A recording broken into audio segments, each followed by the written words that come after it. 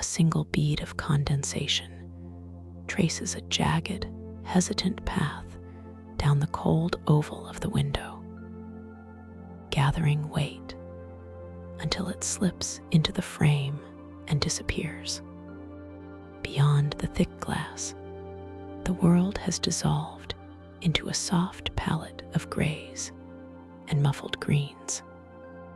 The engine, which has been a steady, roaring companion for hours, begins to wind down, its pitch dropping lower and lower until it is less of a sound and more of a vibration in the floor beneath my feet. The cabin air is still, suspended in that quiet pause between motion and arrival, where the only sensation is the settling of heavy machinery and the collective exhale of 100 travelers. The seatbelt sign extinguishes with a soft chime, a gentle permission to move. My fingers find the cold metal latch at my waist. I lift the flap, feeling the mechanism release with a dull, satisfying click that ripples through the fabric. The belt retracts slowly, sliding against my shirt. I take a moment before standing, letting my legs adjust to the lack of vibration, grounding myself on the thin carpet of the aisle. Reaching up, my hand meets the smooth plastic of the overhead bin. The latch requires a firm squeeze, and the door swings upward with a hydraulic hiss. My bag is there, waiting. I grip the handle, the leather cool and solid against my palm, and pull. The weight is familiar. It is a grounding heaviness, a reminder of belongings and preparedness. I lower it to the floor, and the wheels settle into the carpet with a muted thud. The line of passengers begins to shuffle forward, a slow tide moving toward the front of the aircraft. I join the rhythm, my movements small and contained. One step, then a pause. Another step. The air in the cabin is changing, shifting from the recycled dryness of high altitude to something fresher, something that carries the scent of rain and damp earth from the open door ahead. Crossing the threshold from the plane to the jet bridge involves a subtle change in acoustics. The floor beneath my shoes shifts from the dense, unyielding interior of the cabin to the hollow, resonant metal of the ramp. Every step creates a low, drum-like echo that bounces off the corrugated walls. The air here is cooler, smelling faintly of jet fuel and evening mist. The incline is gentle, guiding me downward, guiding me toward the solid ground. I emerge into the terminal. The transition is marked by the sudden expanse of space and the shift in light. Here, the ceilings are high, catching the hum of ventilation systems that push air through the vast hall. The floor is a polished expanse of terrazzo, a speckled sea of gray and white stone. I extend the handle of my suitcase. It locks into place with a sharp snap. I tilt the bag back, finding its center of gravity, and begin to walk. This is the long walk, the rhythmic journey through the corridors of transit. The sound of the wheels on the terrazzo is a consistent, rolling hum. It is a low-frequency drone that travels up the handle and into my hand, a tactile connection to the ground. The wheels encounter the tiny seams between the stone tiles, creating a rhythmic pulse. Click, click, click, click. The sound is steady, hypnotic, a metronome counting out the pace of my arrival. The hallway stretches out, wide and sparsely populated. The light is soft, diffused by large frosted panels that line the upper walls. I focus entirely on the sensation of movement. My heels strike the hard stone, a sharp contrast to the rolling hum of the bag. Heel toe, heel toe. The cadence is slow, unhurried. There is nowhere else to be, only this corridor, only this steady progression forward. I pass a row of windows looking out onto the tarmac. The glass is thick, tinted against the fading light. Outside, the shapes of ground vehicles move silently, their yellow lights blinking in a slow, silent language. I do not stop to watch them. I let them drift past in my peripheral vision, vague forms of industry and routine. The floor surface changes. The terrazzo gives way to a section of low-pile carpet in a waiting area. The sound of the suitcase wheels vanishes instantly, replaced by a hushed, dragging friction. The resistance increases slightly, requiring a gentle push, a mindful engagement of the arm. My footsteps are silenced here, absorbed by the fibers. The sudden quiet is profound. It feels as though a blanket has been draped over the world, dampening the sharp edges of sound, leaving only the sound of my own breath and the soft rustle of my coat. I move through this quiet zone, feeling the softness under my soles. Then the carpet ends, and the wheels return to the hard, polished stone. The hum resumes. Whir, click, click. It is a comforting return to the rhythm. Ahead, a moving walkway stretches out like a long, black ribbon. I step onto the rubber belt. It grips my shoes firmly. I set the suitcase down, letting the wheels rest. For a long moment, I stand still, letting the machine carry me. The handrail moves under my palm, a smooth loop of black rubber that feels cool and slightly tacky. The world slides by on either side.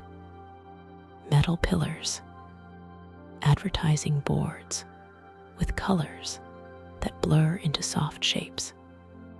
The ceiling lights pass overhead in regular intervals, rhythmic flashes of white that mark the distance. The hum of the walkway motor is deep, a vibration that travels through the soles of my shoes and into my legs.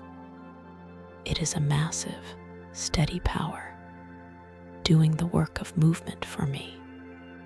I relax my shoulders, exhaling a breath I didn't know I was holding. The sensation of moving while standing still is dreamlike, a suspension of effort. At the end of the belt, I lift the suitcase and step off, the transition requiring a small stumble of momentum before I find my stride again. The path curves, widening into the baggage claim area. The carousels are large loops of stainless steel and black rubber, some stationary, some spinning with a monotonous mechanical grace. I do not stop here. I have everything I need. I navigate through the sliding glass doors of the customs exit. They part with a pneumatic swoosh, welcoming me into the arrivals hall. The air here is warmer, filled with the murmur of waiting families and the rustle of signs. But I move through them, a solitary traveler in a bubble of calm. The final set of doors leads to the outside. As they open, the evening air of Ljubljana greets me. It is distinct. It is cool, crisp, and carries the heavy, sweet scent of moisture and nearby mountains. It smells of wet pavement and leaves. I step onto the sidewalk.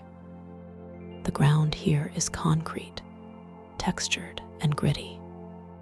The sound of the suitcase wheels changes again, becoming a rougher, throatier rumble.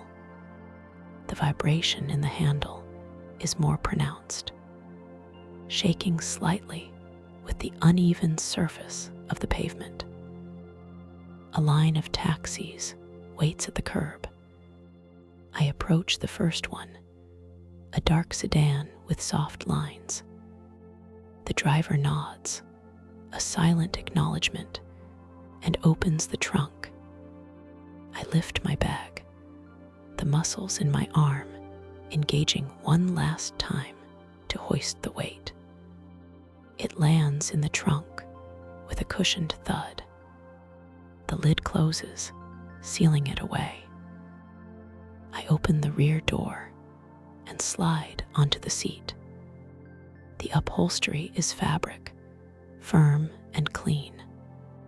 The door closes, and the heavy thud seals out the noise of the airport. The interior is a sanctuary of silence. The driver starts the engine, a low purr that is barely audible.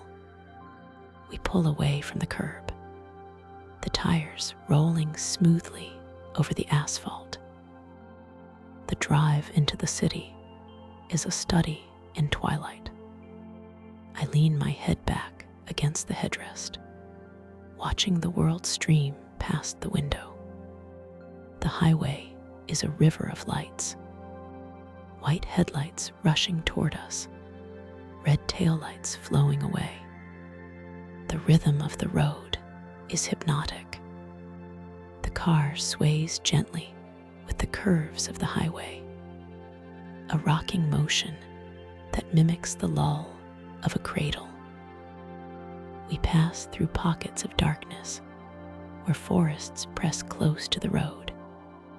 The trees are tall shadows, vague silhouettes against the deep blue of the sky. Then clusters of light appear, houses with warm yellow windows, street lamps casting pools of sodium orange on the damp grass. Rain begins to fall. It starts as a mist, then strengthens into a steady, vertical shower. The drops strike the roof of the car, a chaotic drumming that quickly finds a rhythm. Tap, tap, tap. Tap, tap, tap. The windshield wipers sweep back and forth. Swish, clicky, swish, clicky. The sound is repetitive, soothing, clearing the view, only for it to be blurred again a second later. I watch the droplets on my side window. They streak horizontally, driven by the wind of our passage. The lights of the passing world refract through the water, turning into starbursts and long, smeared lines of color. Green, amber, red. The highway gives way to narrower roads. The speed of the car decreases. We are entering the outskirts of the city. The buildings grow taller, closer together. We pass old structures with heavy wooden doors and newer buildings with glass facades that reflect the rainy street. The tires hiss over the wet pavement, a sound like tearing silk. We slow to a crawl. The texture of the road changes beneath the tires. We have reached the historic center. The asphalt is replaced by cobblestones. The car vibrates gently, a shuddering sensation that is not unpleasant, but textural. It feels ancient. This driving over stones that were laid by hand centuries ago. The car comes to a soft halt. The engine cuts out, leaving a ringing silence. I pay the driver and step out into the Ljubljana night. The rain has slowed to a drizzle, a fine mist that hangs in the air like a veil. I retrieve my bag. The wheels meet the cobblestones. This is the loudest the suitcase has been. A clattering, rattling sound that echoes off the buildings. But the sound is rich, full of character. I begin to walk, the vibration traveling up my arm, connecting me to the city. The air is incredibly fresh. I am near the water. I can smell it, the mineral scent of the river, cold and deep. I move toward it, drawn by the open space. The street opens up, and there it is. The Ljubljana River. It cuts through the city like a dark artery, its surface smooth and black, reflecting the lights of the buildings that line its banks. The water moves silently, a powerful, unseen current drifting toward the north. I walk along the embankment. The weeping willows drape their long branches into the water, their leaves brushing the surface. The promenade is paved with lighter stone, smooth and pale in the streetlight. My pace slows. I am no longer in transit. I am here. Ahead lies the triple bridge. It is a marvel of pale stone, 3 bridges converging into one, like the fingers of a hand reaching across the water. The balustrades are lined with small, glowing lamps that cast a warm, buttery light onto the stone. I pause at the railing. The stone is cold under my hand, wet with rain. I look down at the water. It swirls around the pillars of the bridge, silent eddies, disrupting the reflection of the lights. I continue walking, the river on my right. The architecture here is a blend of the playful and the severe.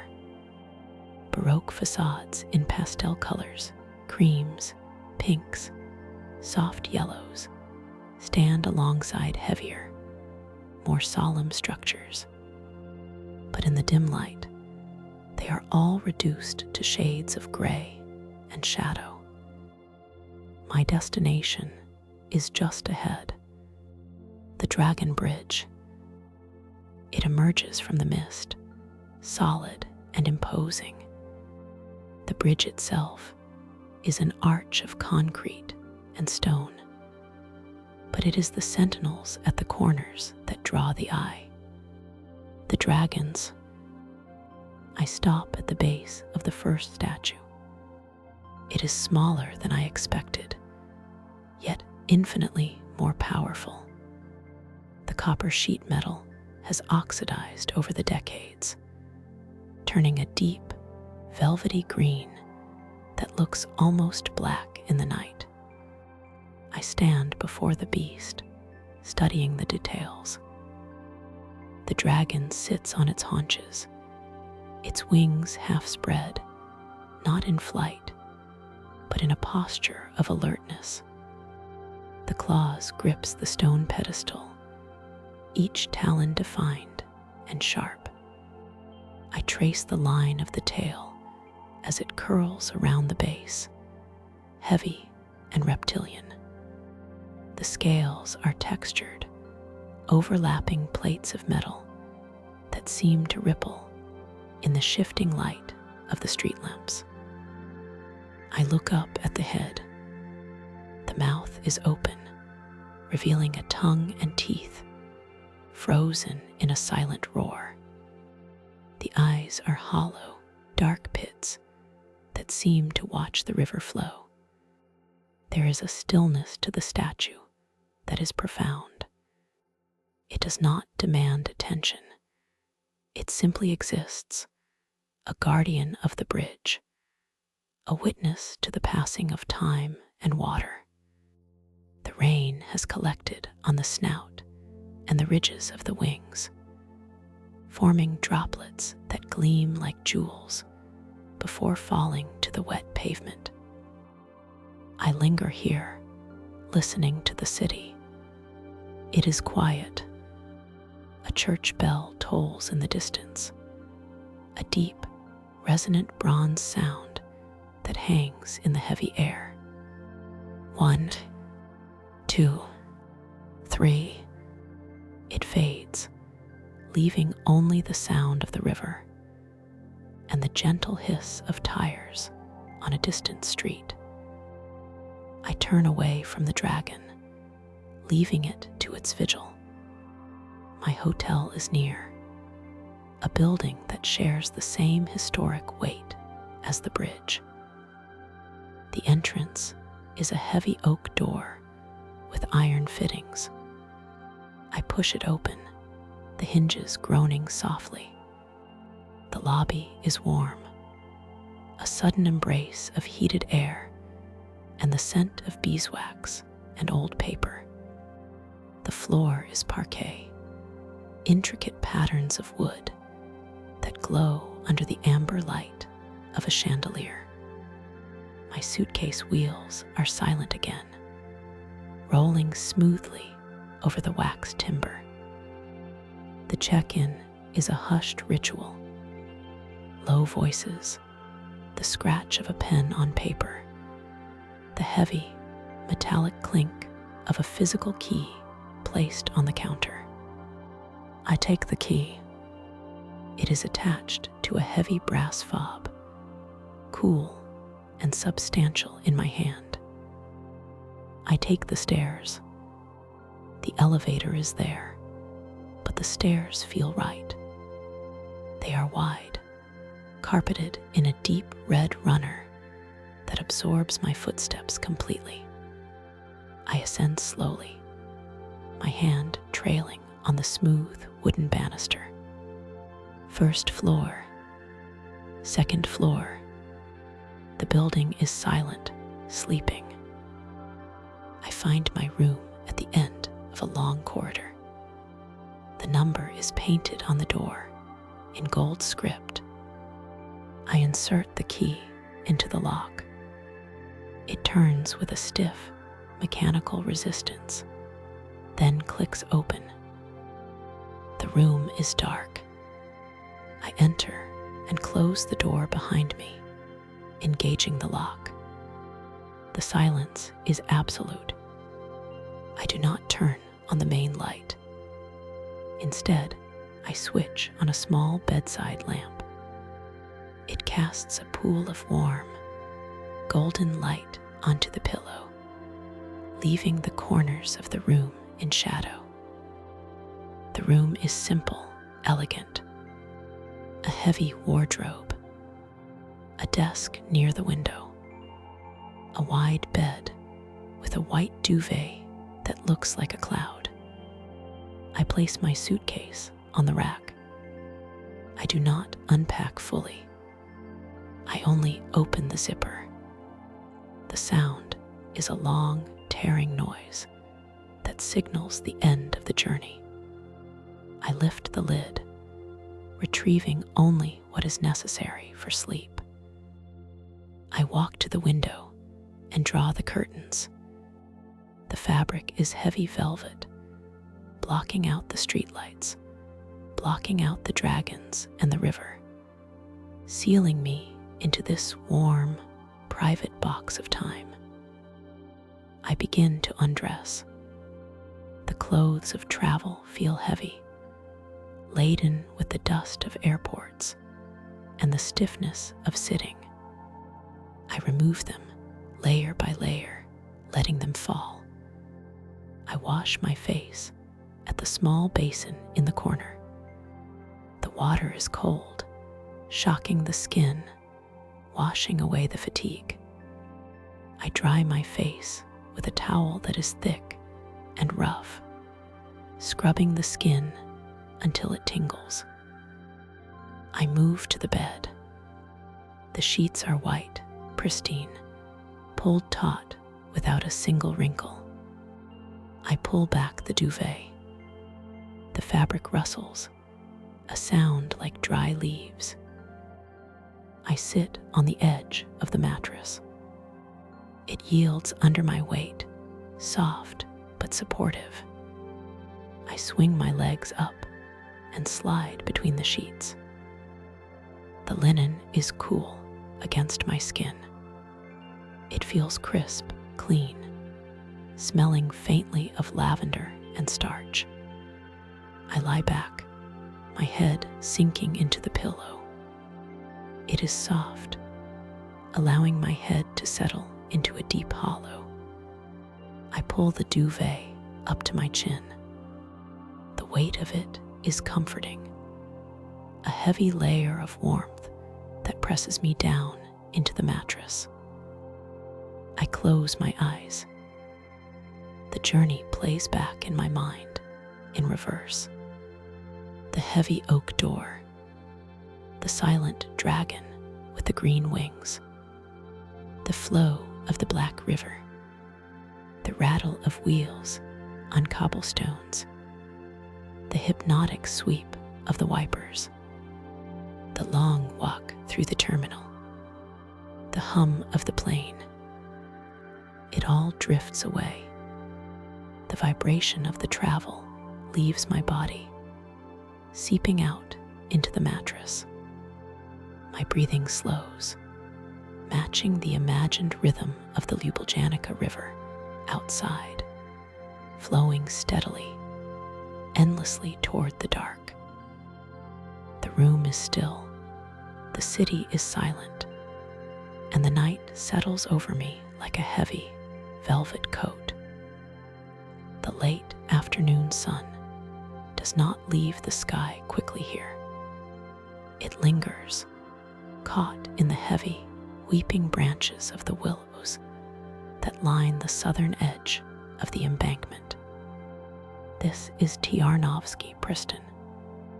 It is less a street and more a gallery of stone and water, a place where the city breathes before exhaling the day into the coming night. The air here holds a specific weight.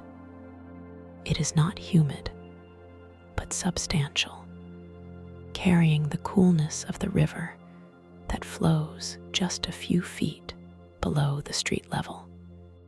Shadows stretch out from the base of the trees, long and thin, reaching across the pavement like the hands of a clock, moving too slowly to be seen. A gentle descent begins the journey. The path is not a straight line, but a series of soft curves, mimicking the lazy turn of the river itself. Underfoot, the ground is solid, a mixture of paved stone and well-trodden earth that absorbs the sound of footsteps. There is no sharp clatter here, only a dull, rhythmic thud that marks the pace of a slow walk. To the left, the grassy banks slope downward. They are not wild, steep drops, but architectural marvels, wide, green terraces engineered to bring the people down to the water, rather than keeping the river walled away. The grass is cool, retaining the moisture of the morning to even this late in the day. It creates a cushion for the eye, a soft green border between the hard gray of the city stone and the deep, dark emerald of the Ljubljana River. The river is the guide. It moves from the marshlands in the south, entering the city with a silence that commands attention. It does not rush. There is no white water here, no crashing waves. The surface is a mirror of dark glass, disturbed only by the occasional drift of a fallen leaf or the dip of a bird's wing. Moving closer to the edge, the terraces transform into stone steps. These are broad, flat slabs of white stone, warmed by the day's sun, and now slowly releasing that heat back into the cooling air. They descend right into the water, vanishing beneath the surface. It is an invitation to pause. The decision to stop moving is not a conscious one.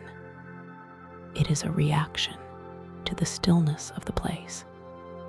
The body simply ceases its forward motion, finding a place on one of the wide stone tiers.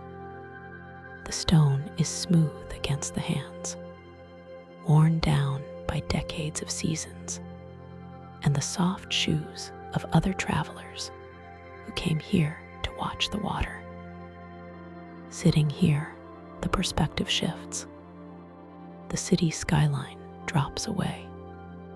The noise of distant traffic fades into a meaningless hum, absorbed by the density of the trees behind and the open space of the water ahead. The horizon is no longer rooftops and chimneys, but the line where the dark water meets the far bank. On the opposite side, the vegetation is dense. Bushes and trees hang low over the river, their reflections creating a second forest in the water, upside down and shivering slightly with the current. The colors are deepening. The bright green of the afternoon is turning to the rich, mossy tones of dusk. The sky above, reflecting on the center of the river, shifts from a pale blue to a bruised purple, signaling the arrival of the evening.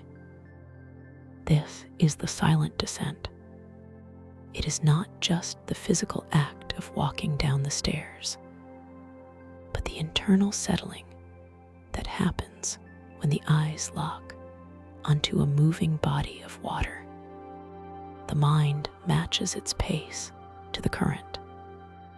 Thoughts that were racing begin to slow, stretching out, becoming as smooth and unhurried as the river itself. The weeping willows are the guardians of this space. Their branches are like heavy curtains, draping down from the street level to brush the surface of the river. They create pockets of privacy, small rooms of foliage where the light is dappled and green. Watching the tips of the branches is a study in delicate motion. They do not sway violently. They tremble, a subtle vibration caused by the friction of the flowing water tugging gently at the leaves. The water pulls at the leaves, and the branches resist. A perpetual, silent game of tension and release. A duck glides past, cutting a V-shape into the glassy surface. The wake spreads out, rolling toward the stone steps in tiny, perfect ridges. One ridge, then another, then a third. They approach the stone, lifting the water level by a fraction of an inch before receding. The sound is barely there, a wet lap, a whisper of liquid against solid rock. Then silence returns. The cycle of observation begins here.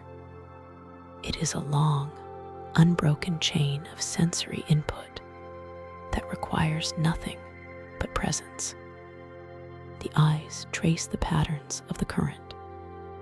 In the center of the river, the water looks solid, like a moving conveyor belt of dark oil. Closer to the banks, it becomes transparent, revealing the vague shapes of stones and water weeds dancing in the deep. The air grows cooler. A breeze picks up, traveling down the corridor of the river. It carries the scent of damp earth, of river mud, and the faint, sweet smell of linden trees that grow further into the city. It is a clean smell, old and familiar. This is the time to simply be, to let the legs rest heavy on the stone, to let the back curve naturally, relaxing the muscles that hold the spine straight. The hands rest on the knees or on the cold stone at the side. The texture of the stone is grainy, etched with tiny pockmarks and veins of darker mineral. Exploring this texture with the fingertips becomes a focus, a grounding sensation that connects the body to the earth. The light continues to fail, but it does so with grace. There is no sudden switch to darkness. Instead, the shadows lengthen until they merge. The definition of the leaves across the river blurs. The distinction between the water and the bank softens. The world is becoming a monochrome of blues and grays, soothing the eyes, demanding less focus, allowing the gaze to drift without a target. The river flows on.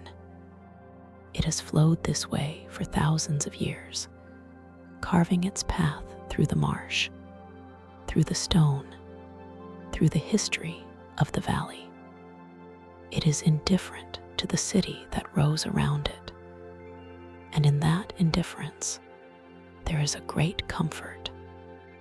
It does not ask for anything. It does not require participation. It simply goes. Watching the water creates a rhythm in the breath. Inhale as the current sweeps left. Exhale as it swirls right. The chest rises and falls, syncing with the slow, hydraulic pulse of the world. There is no hurry. The sun will set when it sets. The night will come when it comes. For now, there is only the gray water, the white stone, and the curtain of willow leaves swinging in the twilight. The repetition of the water is hypnotic. It swirls in small eddies near the steps. A small twig floats by, spinning slowly. It completes a full rotation, then another, caught in a tiny vortex before the main current catches it. and sweeps it downstream. The eyes follow it until it disappears into the gathering gloom. Another leaf follows, then a patch of foam, white and bubbly against the dark water. It looks like a cloud reflected from a different sky. It drifts past, silent and buoyant. The sounds of the environment are layered. At the very bottom, the base layer, is the hum of the city, distant, constant, but unobtrusive. Above that, the sound of the wind in the willow branches, a soft, hushing noise like fabric rubbing together.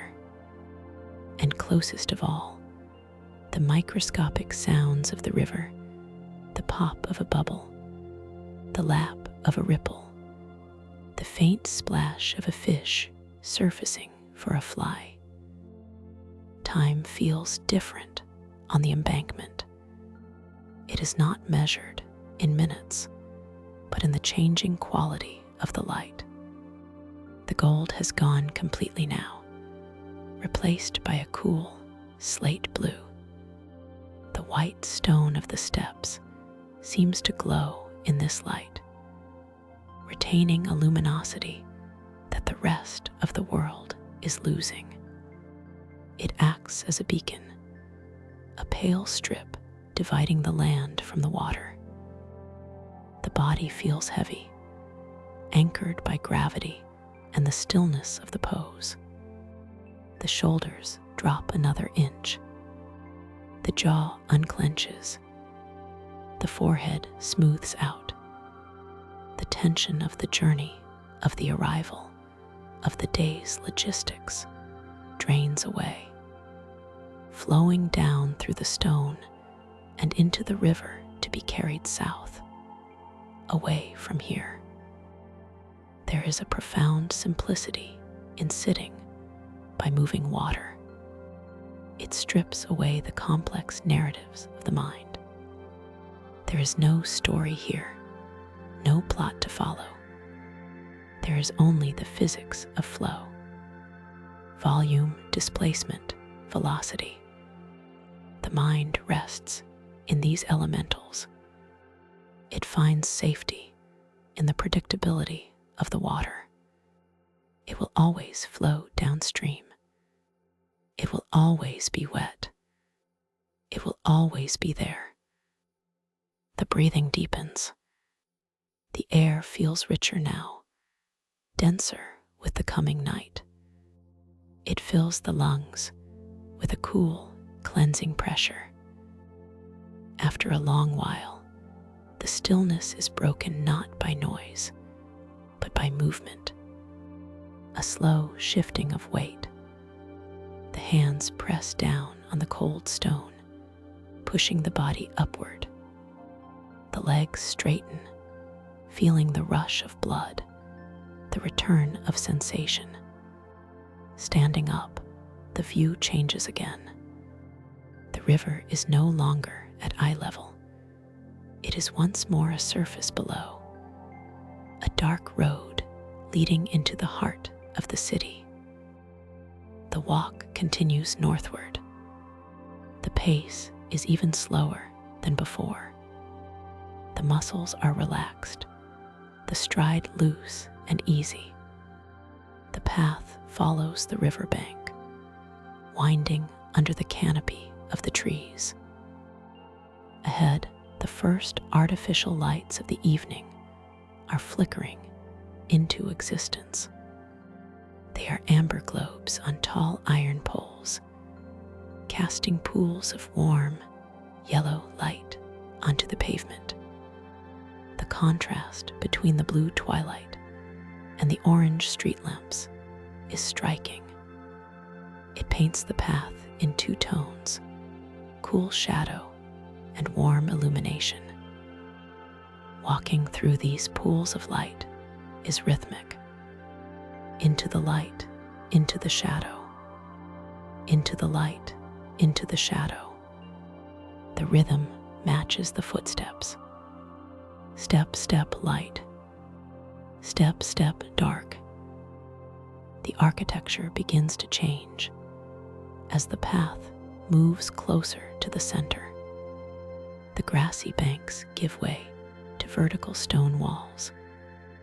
The river becomes a canal, channeled and contained by the city's history. The buildings on the far bank press closer to the water's edge. They are tall, old structures with pitched roofs and rows of dark windows. Some windows are lit, glowing squares of gold that hint at lives being lived inside, at dinners being cooked, at books being read. But down here on the embankment, there is solitude. The path is largely empty. A few other walkers pass by, shadowy figures who nod silently or keep their eyes on the ground, respecting the quiet of the hour. The silhouette of a bridge appears ahead. It is not yet the famous Dragon Bridge, but a smaller, more intimate crossing. The arch is graceful, a curve of stone leaping from one bank to the other. Underneath the arch, the shadows are absolute. The river disappears into the blackness beneath the bridge and emerges on the other side, gleaming with the reflection of the city lights. Approaching the bridge, the sound of the city changes.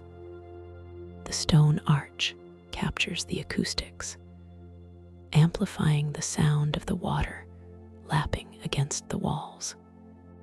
It echoes slightly, a hollow, resonant sound that speaks of hidden spaces and old masonry.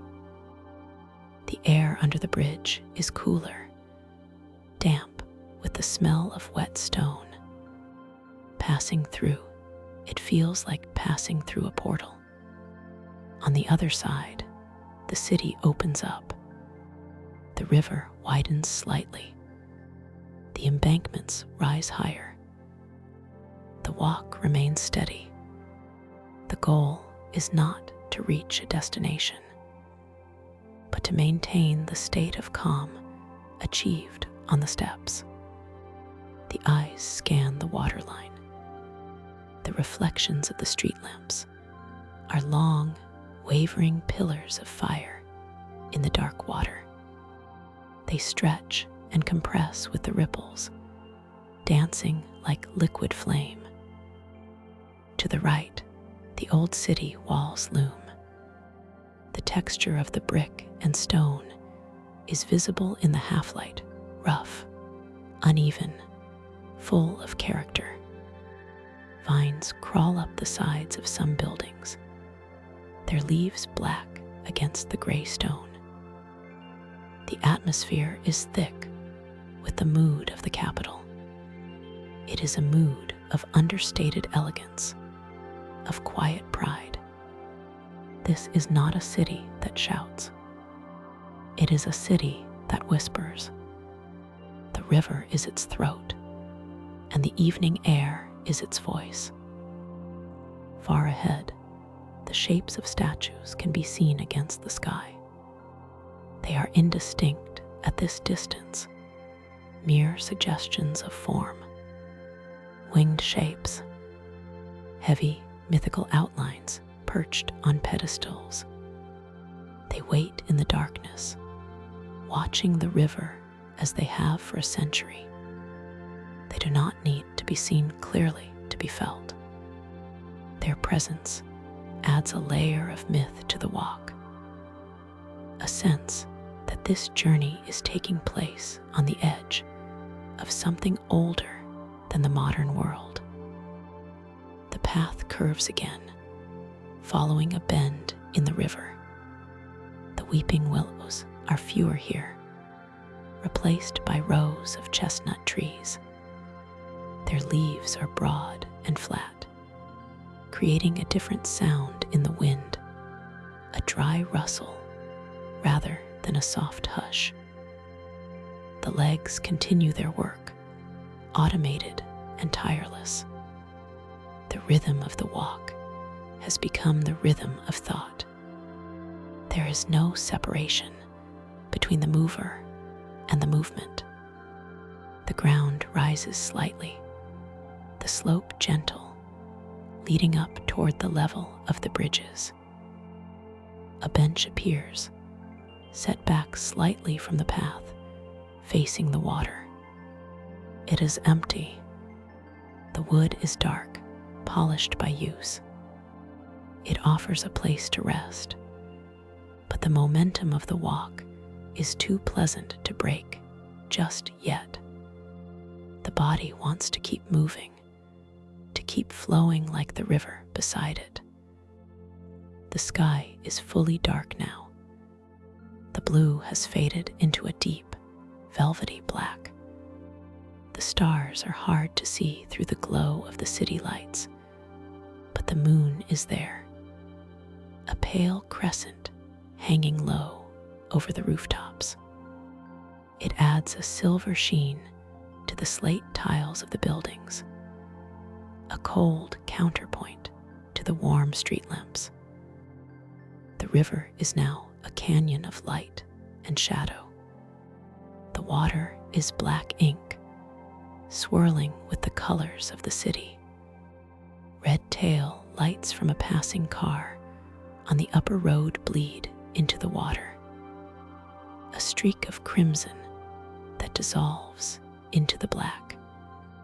A green light from a traffic signal reflects as a shimmering emerald orb. The river takes all these lights and mixes them, painting a constantly changing abstract picture on its surface. The air is still. The wind has died down with the arrival of the true night. The temperature has stabilized, cool but comfortable.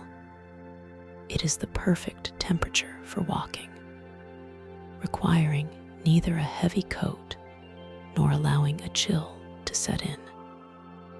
The scent of the river is stronger here, confined by the stone walls. It is the smell of deep water, of history. It grounds the walker, reminding the senses that despite the electric lights and the paved streets, nature flows through the center of this place. The journey along the southern embankment is nearing its soft conclusion. The path widens as it approaches the central district. The solitude begins to mix with the fringes of the evening crowd. Distant laughter drifts from a cafe terrace high above. The clink of glass on a table, the low murmur of conversation. But down by the water, the quiet holds. It is a buffer zone, a protected channel of peace. The pace slows. The intent to stop returns, not from fatigue, but from a desire to savor the final transition. A spot near the water's edge offers a final vantage point. Leaning against the stone balustrade, the body settles. The stone is cold under the forearms. The river moves below, relentless and calm. It has carried the day away. It is carrying the evening toward the morning. The eyes focus on a single ripple, watching it form, catch the light of a street lamp, and fade into the darkness. Then another, and another. The visual rhythm acts as a lullaby. The eyelids feel heavy. The sounds of the city blur into a singular, comforting drone, like the hum of a hive settling for the night. The walk is done. The descent is complete. The night has fully arrived, wrapping the embankment in its dark, soft coat. The river flows on, a silent companion in the dark, moving quietly toward the sea. The afternoon light has begun to thicken, settling into the narrow streets of the old town like a heavy, golden syrup. It does not rush. Here, between the castle hill and the slow-moving water, time seems to match the pace of the Ljubljana river itself. I have left the wider avenues behind, allowing the pull of the water to guide my direction.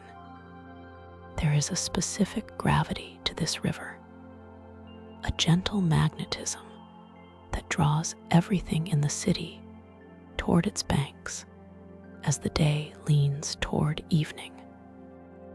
The air has cooled. It carries the scent of damp stone and the faint, sweet memory of linden trees, though the blossoms are high above and out of sight. My path leads me toward the heart of the capital, where the banks narrow and the architecture leans in close, as if the buildings themselves are trying to catch a glimpse of their reflection in the green water. Ahead, the river bends. The water is a deep, opaque jade, moving with a muscular silence. It does not crash or tumble, it slides. It carries fallen leaves and the reflections of the willow trees with an indifference that feels ancient and calming. I move toward the edge, where the stone embankment rises to meet the street. Here stands the triple bridge. It is not merely a crossing, but a gathering place, a fan of white stone spread out over the water. From a distance, it looks like a single structure, but as I draw closer, the three distinct arms reveal themselves. The central span is the old soul, wide and commanding, while the two side bridges fan out like wings, added later to accommodate the flow of people who, like water, need room to move. I step onto the rightmost span. The ground beneath my feet is paved, firm and level. The most striking feature, however, is not the floor, but the balustrades. They line the edges of the bridge, row upon row of white stone pillars, standing like silent sentinels. This is the Glinica limestone, the material that gives the city its skeletal structure, its pale, enduring brightness. My hand reaches out to touch the stone. It is cooler than the air, holding a reserve of the nights chilled deep within its core. The texture is distinct. It is not polished to a mirror finish, nor is it rough. It feels like eggshell, or perhaps like old bone that has been smoothed by the thumb of time. I run my fingers along the top rail. It curves gently, guiding the hand just as the bridge guides the body. I pause here, leaning slightly against the balustrade. The stone creates a barrier between me and the drop to the water, a solid, reassuring weight. I look down at the individual balusters. They are shaped like vases, bulbous at the bottom and tapering toward the neck. They are repetitive, a rhythm of stone. Solid space, solid space. This repetition is hypnotic. It creates a visual stutter that slows the eye, forcing it to rest on the pattern rather than rushing across the view. The architect who designed this knew the power of repetition. He did not want the eye to slide off the bridge. He wanted the gaze to be caught, to be held in the net of white stone. I traced the curve of one baluster with my eyes, following the swell of the limestone belly up to the narrow neck. It is organic, almost human in its proportions. Below, the river passes under the arch. I cannot see the underside of the bridge from here, but I can feel the vibration of the water against the pilings. It is a low, thrumming energy, barely a sound, more of a sensation in the soles of my shoes. The water is darker here, in the shadow of the bridge. The jade turns to emerald, deep and secretive. I push off from the railing and continue my slow traverse. The three bridges converge on the other side, funneling travelers into the main square. But I do not go that far yet. I linger in the middle of the span. The light is changing. The sun has dipped below the roofline of the Baroque buildings to the west, casting the river valley into a soft, blue twilight. The white limestone of the bridge seems to glow in this dimness, holding onto the light long after the sky has let it go. A few others are walking here, but the rush hour has passed. Their footsteps are soft clicks against the pavement, a scattered percussion that blends with the sound of the river. I turn back, retracing my steps to the bank, but instead of leaving the water, I turn left, following the promenade that runs parallel to the flow. The transition is subtle. The white stone of the triple bridge gives way to a paved walkway lined with trees. The atmosphere shifts. If the triple bridge was a grand entrance, this next stretch is a corridor, intimate and shadowed. The buildings on my right are the backs of the market halls, a long, low arcade of windows and stone. I move slowly. There is no need to hurry. The river is my companion on the left, a constant, silent presence. The water level seems high today, swollen perhaps by rains in the distant mountains. It swirls around the base of the retaining walls, creating small, transient whirlpools that spin for a moment and then dissolve. Ahead, the next crossing appears. It is modern, a flat span of steel and glass that contrasts sharply with the heavy masonry I have just left. This is the Butcher's Bridge.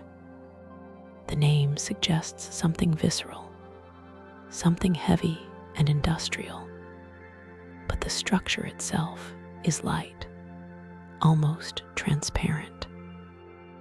I step onto the metal, grating at the edge of the bridge. The sound of my footsteps changes instantly, from the dull thud of stone to a sharper, metallic ring. This bridge feels suspended, tensioned. It vibrates slightly, humming with the frequency of the city.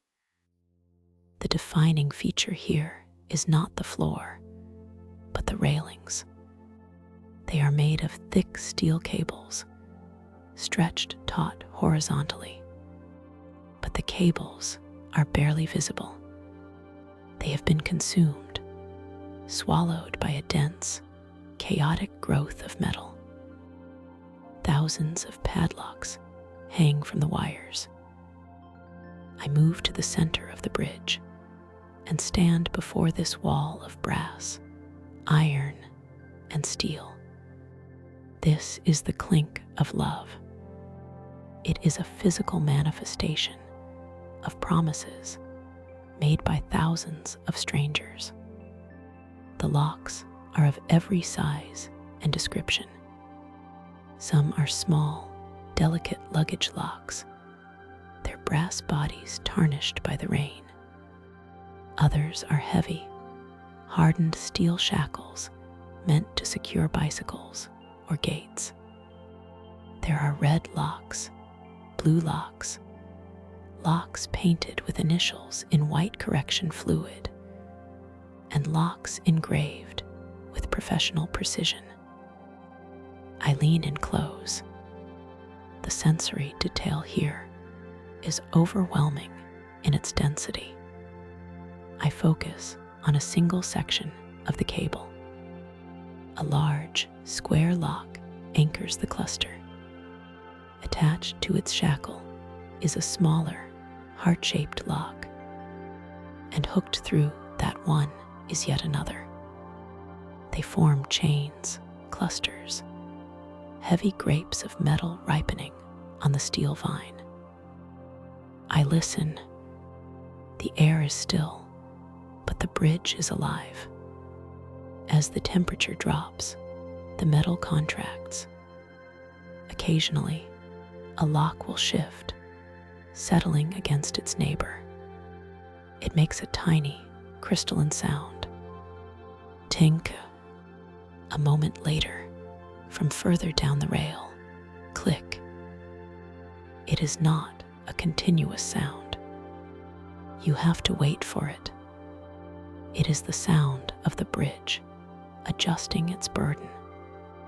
I close my eyes for a moment, tuning out the distant hum of traffic, focusing only on the immediate radius of the railing. Clink. The sound is sharp, distinct, and incredibly lonely, despite the crowd of locks. It is the sound of metal touching metal, a small, accidental collision. I reach out and brush my fingers against a cluster of locks. They are cold, freezing cold. The mass of metal has sucked the heat out of the air.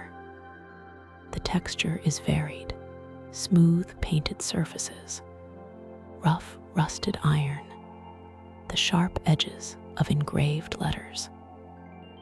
Beneath the railing, the floor of the bridge has glass panels near the edges. I look down. The glass is thick, scratched by years of soles and heels, but it is still translucent. Through the haze of the glass, I see the river rushing below. It is a disorienting perspective, walking on air, seeing the current moving beneath my feet. It makes the bridge feel fragile, though I know it is strong. It emphasizes the suspension, the feeling of hovering over the water.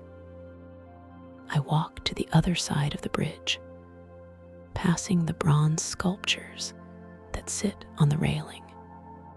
They are strange, twisted figures, grotesque and beautiful, watching the passers-by with hollow eyes. I do not stop to analyze them. They are simply silent guardians, part of the bridge's strange, modern mythology. I leave the butcher's bridge, stepping back onto the solid earth of the embankment. The relief is immediate. The ground is silent, absorbing my weight without vibration. I continue along the river, moving deeper into the blue hour. The streetlights have not yet fully taken hold, but they are flickering to life, casting pools of amber light onto the cobblestones. Here the path widens. There are benches facing the water, wooden slats curved to accept the body. I choose one that sits in a pool of shadow, midway between two street lamps. I sit. The wood of the bench is damp and cool. I settle back, letting the tension drain from my shoulders. This is the valley of the evening, the long, slow stretch where nothing happens but the passage of time. I watch the water. From this lower angle, the river looks different. It is no longer a green ribbon, but a textured surface, a living skin. The wind has died down completely, leaving the water glassy and smooth. Across the river, the buildings are beginning to light up. A window glows yellow, then another. They are not uniform. Some are cool, white fluorescent squares. Others are warm, orange rectangles. They appear randomly. A slow, scattered constellation waking up in the facade of the city. I fix my eyes on a single point in the river, a few meters out from the bank. A submerged branch or rock is creating a permanent ripple in the current.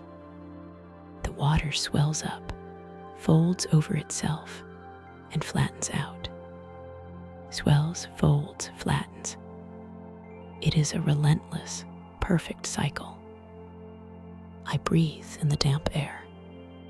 It tastes of river weeds and cold stone. I breathe out. The rhythm of the water becomes the rhythm of my attention. There is no past here, no future. There is only the continuous present of the flow. The water that passes my gaze now will never return. It is moving toward the Sava, toward the Danube, toward the Black Sea, thousands of miles away. But here, it looks stationary, a permanent sculpture of liquid. The light continues to fade. The blue of the sky deepens, turning the color of bruised plums, then charcoal. The river loses its green hue and becomes a mirror for the city. The amber streetlights stretch out across the water, long, wavering bars of gold. They dance and shimmy with the microcurrents. I watch one of these reflections. It is a long pillar of light, broken into segments by the ripples. The segments merge and separate, merge and separate. It looks like oil painting, thick strokes of yellow on a black canvas. My breathing slows. The sounds of the city are muffled here, dampened by the water and the trees. I hear the tires of a distant car on wet pavement, a hushing sound that fades quickly. I hear the call of a coot, a sharp, singular note from the reeds on the opposite bank. Then silence again. A leaf drifts by. It is light brown, curled at the edges. It rides the surface tension, spinning slowly. It passes through a bar of reflected light, turning gold for a second, then vanishes into the shadow again. I do not move. My hands rest in my lap. The cold of the evening is seeping into my coat, but it is not unpleasant. It is a reminder of the season, a grounding sensation. The world feels solid, heavy, and real. The darkness is almost complete now.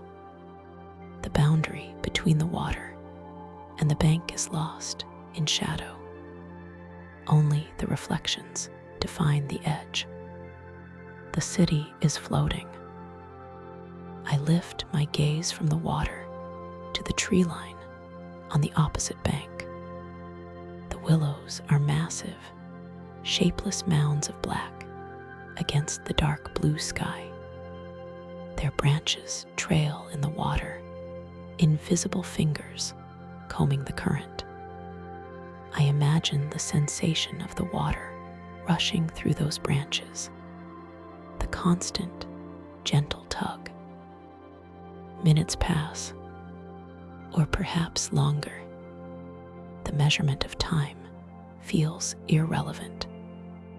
The only clock is the river, and it tells a time that has no numbers.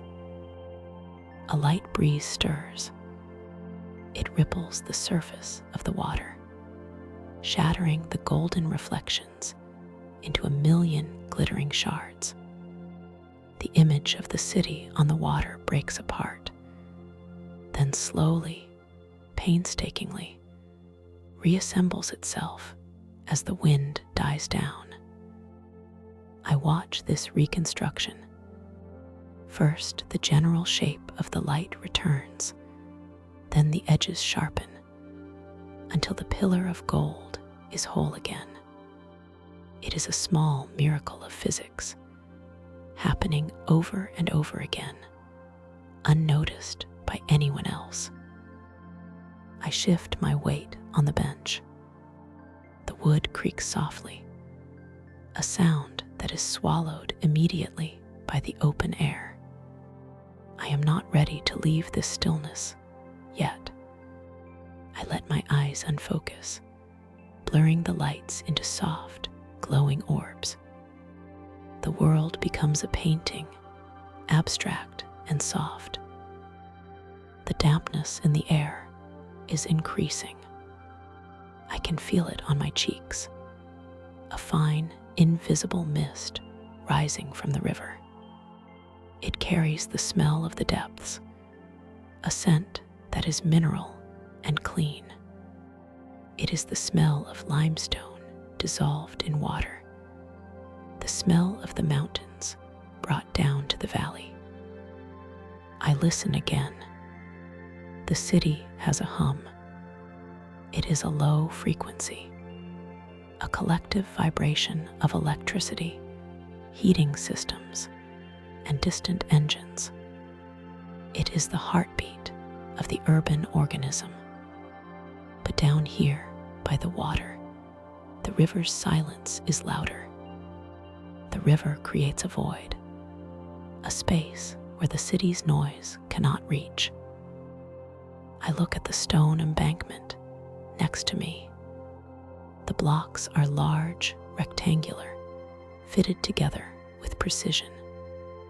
Moss grows in the cracks, soft velvet patches that are black in the darkness.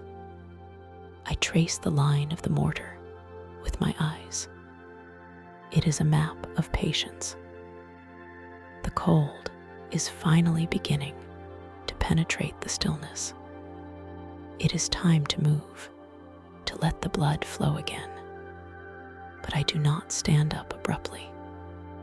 I let the idea of movement settle in my mind first. I flex my fingers. I take a deeper breath. Slowly, I rise from the bench. My legs feel heavy, grounded. I stand for a moment, looking one last time at the river. The water continues its endless journey, indifferent to my presence, indifferent to the night. It just flows. I turn away from the water and step back onto the path. My pace is slow, matching the rhythm I absorbed from the river. I walk toward the next pool of light, then through the shadow, then into the light again. The path curves, leading me back toward the urban grid. The sounds of the city become distinct again. I hear voices, a laugh, the chime of a church clock striking the quarter hour. I approach the edge of the market square. The stalls are empty, skeletal frames standing in rows. The ground is swept clean. I walk through the aisles of the ghost market. The air here smells of the day's commerce, faint traces of fruit, soil, and flowers. But it is fading, replaced by the crisp neutrality of the night. The streetlights are fully bright now, casting sharp shadows. The world has regained its hard edges. I move toward the road that leads away from the river, but the pull of the water is still there, a phantom sensation in my chest. I cross the street and find myself looking back toward the bridges. From here, they are just lines of light suspended over the darkness. The triple bridge is a glowing trident. The butcher's bridge is a faint, glittering streak. I continue walking. The pavement is uneven, old cobblestones that require attention. I watch my feet, watching the way the leather of my shoes moves across the gray stone. Step, step, step. The architecture around me rises up. Tall secessionist buildings with ornate facades that are lost in the gloom above the streetlights. I am walking through a canyon of stone. I reach a corner and pause. To my right, a narrow alleyway leads back toward the old town. To my left, the road widens, leading out. I do not choose yet. I simply stand on the corner, feeling the night settle around me like a heavy coat. The city is settling into its sleep. The traffic has thinned to a trickle. The pedestrians are few, moving with purpose toward warm rooms and lit windows. I am the only one lingering, the only one standing still in the current of the evening. I look up at the sky. The moon has risen, a pale, slivered coin hanging above the castle. It offers no warmth, only a cold, distant light that silvers the edges of the roof tiles. I lower my gaze. The street stretching out before me is empty. It is a long tunnel of light and shadow, waiting. I take a step, then another. The rhythm returns, softer now, a lullaby of motion. I am drifting, carried by the inertia of the day into the quiet of the night. The river is behind me, but its sound is still in my ears, a hush that lies beneath all other sounds. The day is dissolving. The sharp clarity of the afternoon has melted into the ambiguity of the dark. I let the remaining energy of the walk dissipate, leaving only a comfortable heaviness in my limbs. I find a steady pace, one that requires no effort, one that feels like falling forward in slow motion. The lights of the city blur slightly as I move. The world is softening, losing its urgency. There is nothing left to see today. The stone has been touched, the metal has been heard, the water has been watched. The sensory ledger is full. I let my eyes half close. The street becomes a blur of gray and gold. I am moving, but I am already at rest. The city holds me in its stone hands, safe and quiet. My destination is not important. The walking itself is the destination. The steady beat of my heart, the cool air in my lungs, the darkness wrapping around the streets. I turn the final corner, moving away from the center, letting the silence of the side streets swallow the sound of my footsteps. The city breathes out, a long, slow exhalation that carries me with it into the night. The afternoon light has begun to lean heavily against the western hills, casting the city of Ljubljana in a spectrum of deep amber and cooling violet. The air holds the distinct stillness of a day that has finished its work, but has not yet surrendered to the night. I stand at the edge of the central square, facing the long, rhythmic stretch of the market colonnade.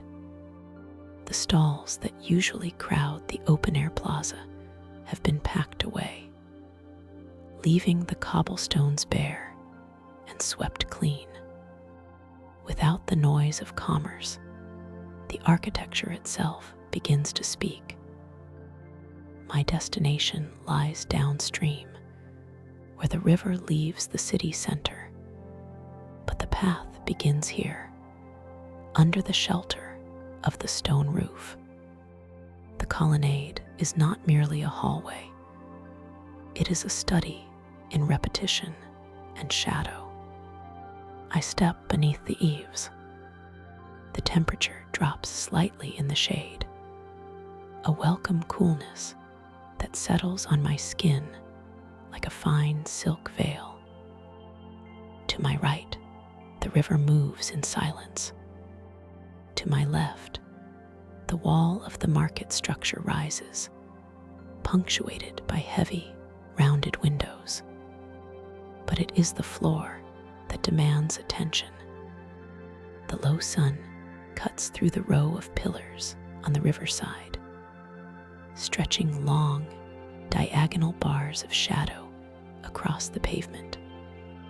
This is the shadow grid. It is a perfect, alternating pattern of light and dark, gray stone and golden illumination. I move into the first bar of light. The warmth touches my face, brief and gentle. Then a step forward into the cool gray of the shadow. Light, shadow, light, shadow. The rhythm of my movement aligns with the rhythm of the architect's design. It is a visual metronome. There is no need to rush through this corridor. The arches curve high above, guiding the eye forward, but the ground anchors the pace. The stone pillars are smooth to the touch. I brush my hand against one as I pass. It feels solid, permanent, holding the stored warmth of the day deep within its core.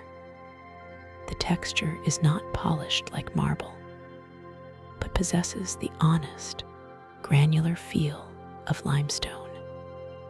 It anchors the space between the flowing water and the solid city. I continue down the long arcade. The perspective lines converge in the distance, drawing me toward the Dragon Bridge, but I am not there yet. Here in the colonnade, the world is ordered. The chaos of the outer world is filtered through these columns, arriving only as soft slices of scenery. A patch of green willow on the opposite bank, a fragment of blue sky, a ripple of dark water. The grid of shadows shifts slowly as the sun dips lower, The dark bars lengthen, reaching further toward the inner wall, eager to touch the stone. I watch the edge of a shadow creep across a single cobblestone. It moves with the imperceptible speed of the hour hand on a clock, visible only if you stop breathing and truly look. Leaving the shelter of the colonnade, the sky opens up again. The air is fresher here, carrying the scent of damp earth and the river's vegetation. The path curves, following the lazy bend of the Ljubljana. The water is a deep, opaque emerald, moving with a heavy, muscular current that barely breaks the surface. This is the beginning of the long drift. The city sounds have faded into a hum, a background texture that wraps around the silence rather than breaking it. I let my hands rest in my pockets. The ground beneath my boots changes from the smooth flags of the market to a more textured, historic pavement. I settle into a rhythm of pure motion. There is no destination that requires haste. There is only the next step and the next. 1, 2, 3, 4. The river acts as a companion. It does not speak, but its presence is constant. I watch the surface of the water. It is not flat. It is a landscape of tiny, shifting hills and valleys, formed by the current pushing against the riverbed below. Swirls of darker green rise and vanish. Small eddies spin in slow circles near the bank, trapping a fallen leaf or a twig, carrying it in a gentle rotation before releasing it back into the main flow. I focus entirely on the sensation of walking. The heel strikes the ground, absorbed by the rubber sole. The weight transfers to the ball of the foot. The toe pushes off. The leg swings forward. It is a pendulum motion, efficient and automatic. I do not need to think about it. The body knows this language. The air around me is cooling by degrees. I can feel the change on the back of my hands. It is not cold, merely crisp, sharpening the senses. The light is losing its gold and turning to a soft, hazy blue. This is the blue hour, the time when edges soften and objects lose their harsh definition. I look at the trees lining the opposite bank. They are weeping willows, their branches trailing in the water like fingertips. They do not sway, for there is no wind.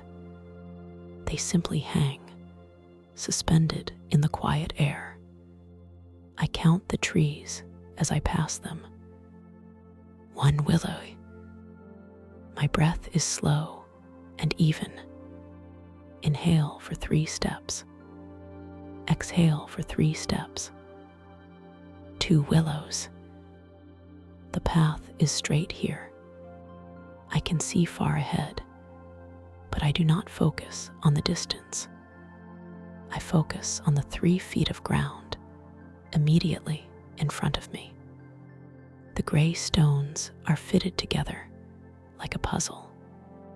Some are lighter, bleached by years of sun. Some are darker, stained by rain and time. Grass grows in the thin cracks between them, tiny lines of vibrant green mapping the boundaries of the stones. 3 willows. A bird flies low over the water. It makes no sound. It is just a shape, a shadow gliding over the green mirror. I watch it until it disappears under the arch of the approaching bridge. My pace remains steady. There is a hypnotic quality to this simple forward motion. The world simplifies. There are no emails, no schedules, no demands. There is only the tactile reality of the shoe against the stone and the visual reality of the river against the bank. 4 willows. I stop for a moment, not to rest, but to simply be still. I lean against the low stone wall that separates the path from the drop to the water. The stone is rough against my palms. I look down. The water is darker now, the green turning to black as the light fails. It looks thick, heavy, like oil. I listen.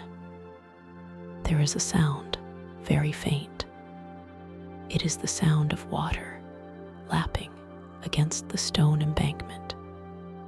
It is a rhythmic, wet sound. A soft slap, then a pause. A soft slap, then a pause. It is the heartbeat of the river.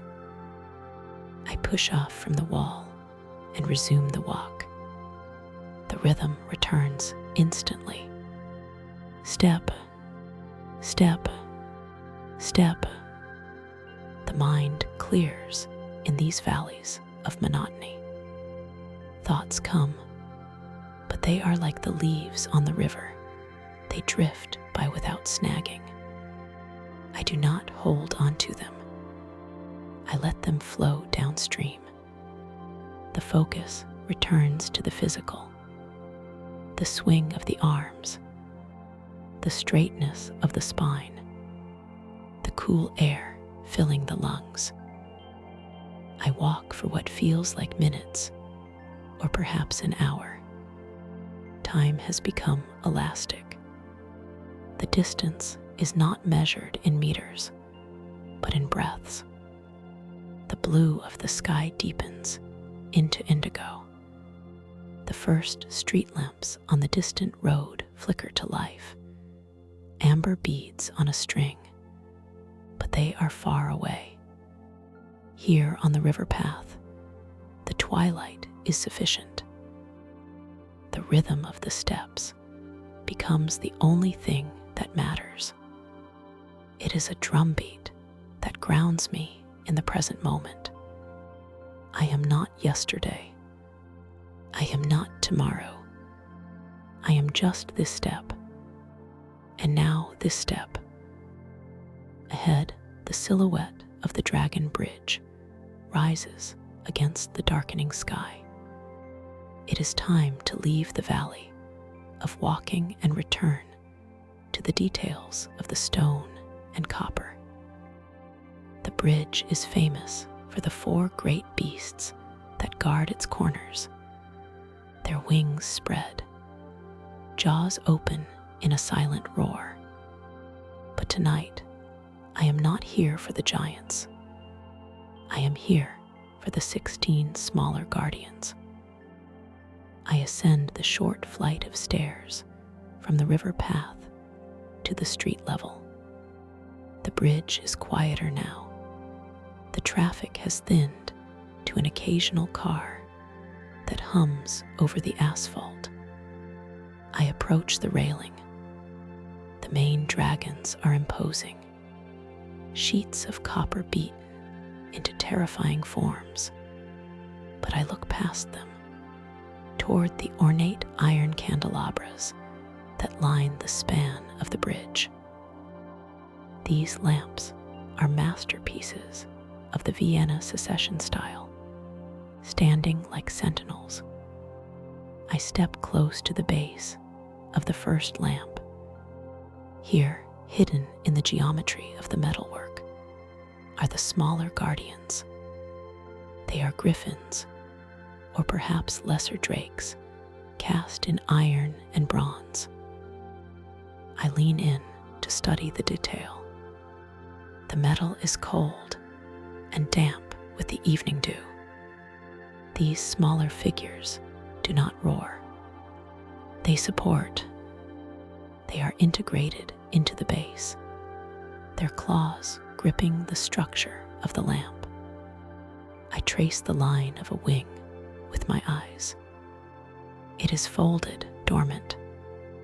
The scales are rendered with precision, overlapping plates of metal that have turned dark green and black with oxidation. There are 16 of these lamps across the bridge, and thus 16 clusters of these hidden watchers. I walk slowly from one to the next. They are easily missed by those who rush to photograph the great dragons. But here, in the quiet observation, they reveal their own character. They are the infantry of this bridge, the silent support that holds the light. I notice the rivets that hold the copper sheets of the bridge's railing together. Each rivet is a small mountain on the landscape of the metal. The craftsmanship is industrial yet artistic. It speaks of a time when even the functional parts of a city were designed to be beautiful. Leaving the Dragon Bridge, I do not cross it. Instead, I continue along the southern bank, moving deeper into the eastern side of the city. The architecture changes here. The dense, Baroque buildings give way to open spaces and singular, monumental structures. The river widens slightly, preparing for its exit from the urban embrace. The destination is ahead. The sluice gate, also known as the river barrier. It is the final masterpiece of the architect Plečnik on this water. A triumphal arch that marks the point where the river says goodbye to the capital. As I approach, the sound of the water changes. The gentle lapping I heard earlier is replaced by a low, continuous rumble. It is a white noise, deep and resonant. The sluice gate is not just a barrier. It is a machine for water. The structure rises from the river like an ancient temple. It consists of 3 stone towers connected by a walkway, with the heavy mechanical gates suspended between them. I walk out onto the viewing platform that overlooks the drop. The air here is filled with a fine mist.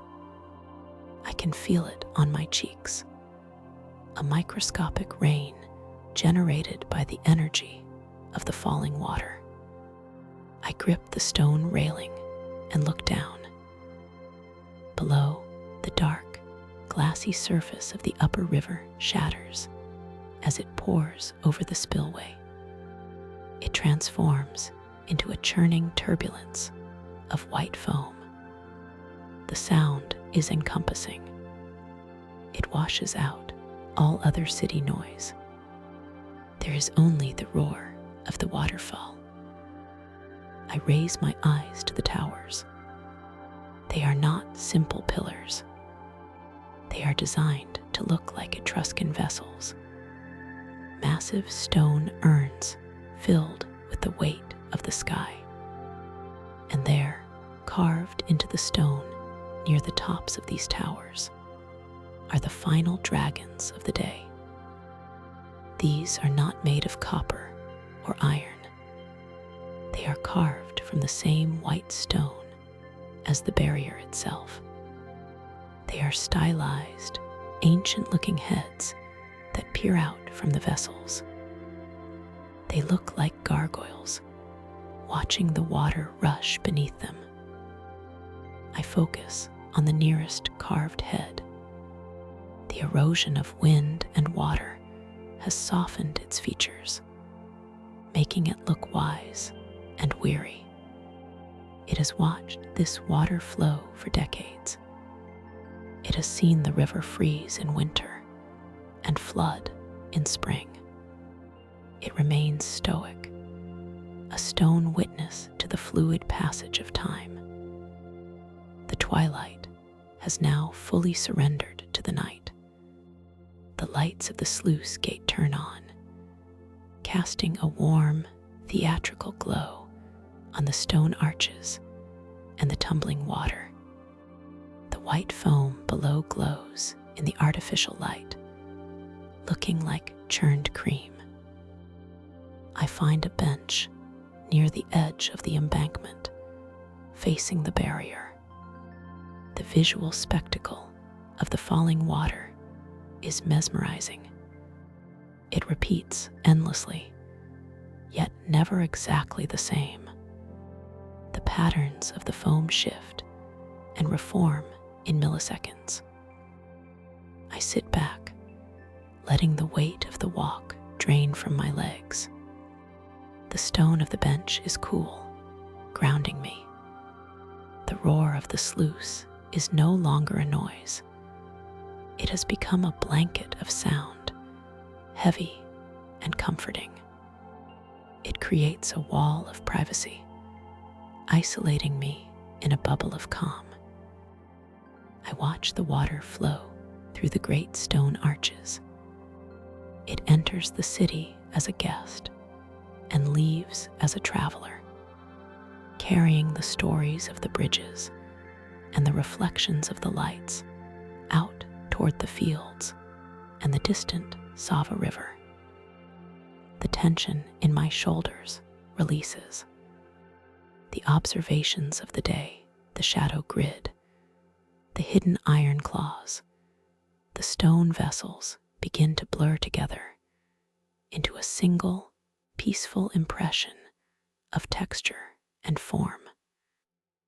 My eyes feel heavy, not with exhaustion, but with a pleasant satisfaction. The damp river air is rich with oxygen. I breathe it in deep. The scent is clean, smelling of wet stone and deep currents. The lights on the water barrier reflect on the surface of the river upstream, creating long, shivering pillars of gold in the black water. I watch one of these reflections. It wobbles, breaks apart, and comes back together. Everything is fluid. The stone, the light, the water, the night. I close my eyes for a moment, listening to the waterfall. It sounds like a heavy rain, a constant, soothing downpour that will not stop. It washes away the need for thought. It washes away the need for movement. There is only the sound, and the cool air, and the steady, solid earth beneath the bench. The city behind me has faded into a memory. The river before me is the only reality. I let my breath sink with the sound of the falling water. A long inhale, a long, slow exhale. The darkness is soft here. It is a velvet curtain drawn around the day. I am content to stay here, in the presence of the stone guardians and the rushing water, until the line between waking and sleeping dissolves completely. The river flows on, carrying the night with it, drifting endlessly toward the quiet, waiting sea.